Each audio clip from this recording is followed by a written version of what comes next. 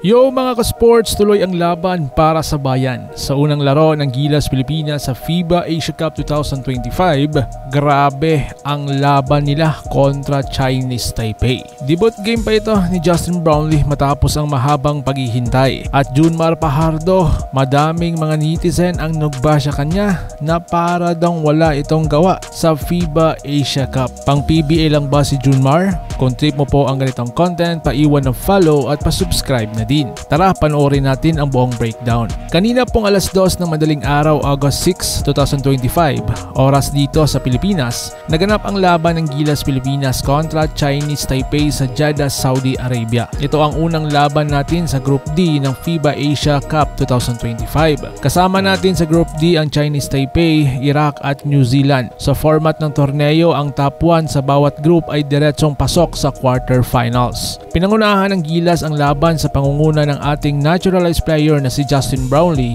na sa wakas ay muling nakapagsuot ng Gilas jersey matapos ang issue sa kanyang eligibility noong Asian Games. Kasama rin sa ating lineup sina CJ Perez, Junmar Fajardo, Dwight Ramos, Chris Newsom, Malonzo at ang Gilas veteran na si Japet Aguilar. Napakatindi rin na suporta ng mga Pinoy sa loob ng arena. Ramdam mo ang init ng pagmamahal sa ating national team.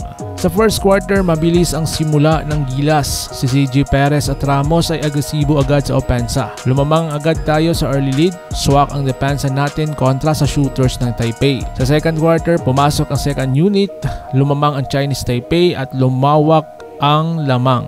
Si Kevin Kiambao ay nagpakitang gila sa passing game at hustle plays. Si Brownlee clutch pa rin kahit napakatagal na ring hindi nakalaro. Sa third quarter, nagsubukang humabol ang Gilas Pilipinas, agad itong siniwata ng Chinese Taipei. Si Fajardo ay bumangka sa ilalim habang si Newsom ay nagbigay ng quality minutes sa depensa. Sa fourth quarter, walang pinalagpas ang Gilas na oras. Tinapos nila ang laro na may kumpiyansa at kontrolado ang tempo. Final score 87-95, isang dominanteng panalo para sa Chinese Taipei. Ang mga top performers ng kanilang laro, ang stats po ay kay Justin Brownlee, nakapagtala siya ng 19 points, 7 rebound, 2 assist. Scottie Thompson 16 points, 7 rebound at 5 assist. Kevin Kiambao 17 points, 4 rebound, 2 assist. Dwight Ramos 16 points, 4 rebound at 6 assist. Junmar Fajardo 2 points, 2 rebounds at 3 toes. Solid team effort, walang selfish play. Lahat kumikilos, lahat nag-ambag.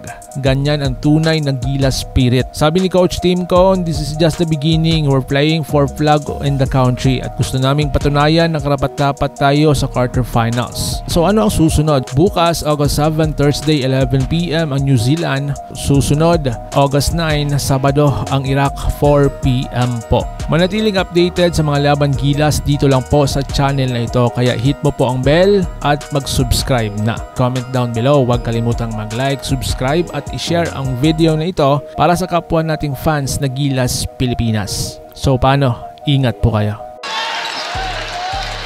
You got Thompson and Edu all on 3.